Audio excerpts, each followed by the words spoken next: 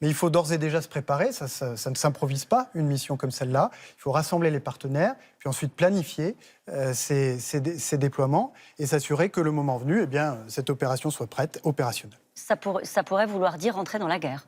Pas du tout. Il ne Non. s'agit en aucun cas de rentrer dans la Parce guerre. qu'on a du mal à saisir ce que c'est une mission internationale défensive.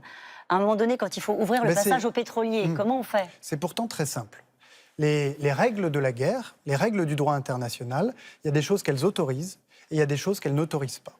Et il existe, comme dans notre droit national, un principe de légitime défense. Et c'est à ce titre qu'aujourd'hui, nous apportons un concours à des pays comme Chypre, ou comme les Émirats arabes unis, ou comme le Qatar ou l'Arabie saoudite, qui sont directement ciblés par les missiles et les drones iraniens, alors qu'ils n'y étaient pour rien, et qui n'ont en aucun cas agressé l'Iran. Maintenant, des missions comme celle que nous avons avec l'Europe en mer Rouge, ça n'a pour seule vocation que de protéger la liberté de navigation. Parce que la liberté de navigation... Oui, mais si elle est attaquée? Non, la liberté de navigation, ça fait partie du droit de la mer. C'est un bien commun. Et donc, quand elle est entravée, ou quand elle est menacée, ou quand, parce que, même si la guerre s'est arrêtée, il y a un risque que, parce qu'un bateau passe, eh bien, qu'il puisse être pris pour cible, il est tout à fait autorisé par le droit international qu'on puisse, comme ça, lui assurer un passage sain et sauf. Pris pour cible, c'est précisément ce que vous dites, on répliquera.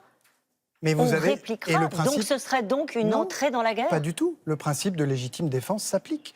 La question, c'est de savoir si vous faites usage de la force de manière conforme ou non au droit international. Si nous avons dit qu'Israël et les États-Unis l'avaient fait d'une manière qui n'était pas conforme au droit international, c'est parce qu'il y a deux cas de figure que le droit international autorise pour l'usage de la force. Le premier, c'est lorsque l'accord est donné par les Nations Unies et leur Conseil de sécurité, qui n'ont pas été consultés en l'occurrence. Le deuxième, ce sont les cas de légitime défense. La légitime défense est prévue par le droit international.